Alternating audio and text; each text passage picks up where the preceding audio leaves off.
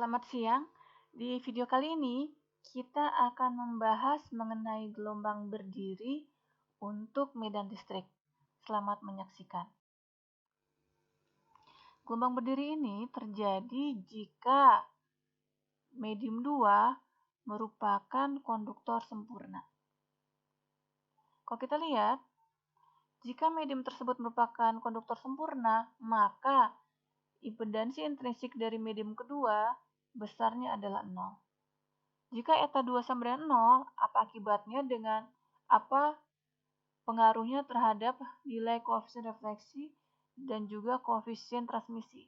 Sekarang kita lihat, berdasarkan rumus koefisien refleksi sama dengan eta 2 dikurangi eta 1 dibagi eta 2 tambah eta 1, berarti dengan memasukkan eta 2 sama dengan 0, maka koefisien refleksi adalah min 1.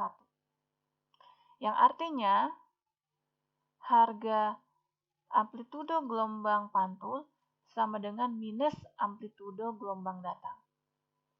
Sedangkan harga koefisien transmisi menjadi 0 karena eta 2-nya adalah 0, yang artinya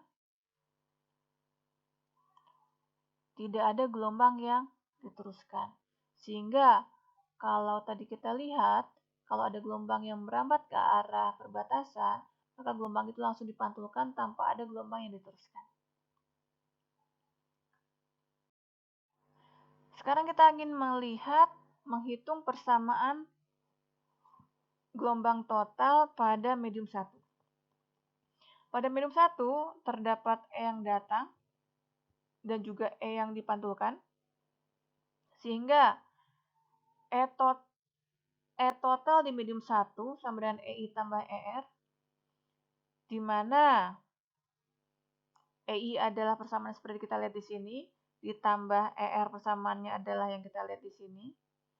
Untuk penyederhanaan, kita anggap pada medium 1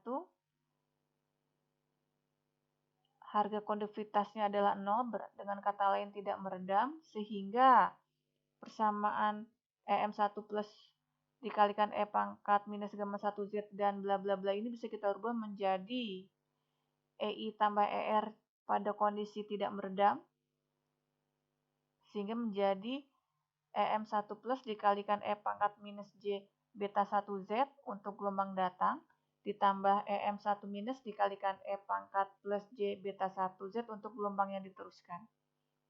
Kenapa di sini berubah dari gamma 1 menjadi J beta 1? Karena harus kita ingat, gamma itu adalah alfa plus J beta. Kalau konduktivitasnya adalah 0, berarti alfanya juga 0. Nah sekarang, karena pantulan untuk konduktor sempurna, harga amplitudo gelombang yang dipantulkan sama dengan amplitudo gelombang minus amplitudo gelombang yang datang, dengan melakukan substitusi yang kita lihat di slide, maka akan kita dapatkan persamaan sebagai berikut. Kalau kita rapihkan, kita sederhanakan, akan kita dapatkan bahwa persamaan total di daerah di medium 1 adalah seperti kita lihat pada slide. Nah, sekarang kalau kita lihat lagi, persamaan ini pada dasarnya merupakan besaran fasor. Nah, sekarang kita ingin melihat bagaimana bentuk real time dari gelombang total yang ada di daerah 1. Untuk melihat bentuk real time dari E total di medium 1, persamaannya adalah dengan mencari nilai real dari fasor dikalikan dengan E pangkat J omega T dengan arah getar AX. Nah, sekarang E pangkat J omega T bisa kita ganti dengan seperti kita lihat cos omega T ditambah J sin omega T. Nah, karena yang kita ambil hanya nilai real, maka kalau kita lihat lagi, bagian yang berwarna coklat ini, jika kita kalikan, hasilnya adalah imajiner, karena ada J-nya, sehingga kita buang. Sedangkan perkalian antara yang coklat ini dengan plus J sin omega T, hasilnya menjadi real karena J kali J adalah min 1, sehingga persamaan real time dari E total di daerah 1 adalah seperti yang kita lihat di sini. 2 dikalikan EM1 plus dikalikan sinus beta 1Z dikalikan sinus omega T dengan arah getar HX. Ini adalah persamaan dalam bentuk real time karena ada unsur waktunya.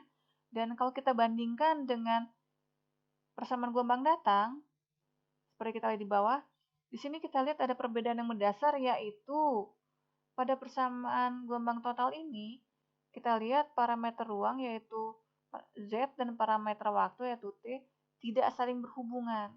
Berbeda dengan kondisi di gelombang datang. Di mana untuk kasus yang tidak saling berhubungan ini, maka gelombangnya disebut dengan gelombang berdiri. Sekarang kita akan melihat bagaimana gambar dari gelombang berdiri. Nah, sekarang kita lihat dari persamaan.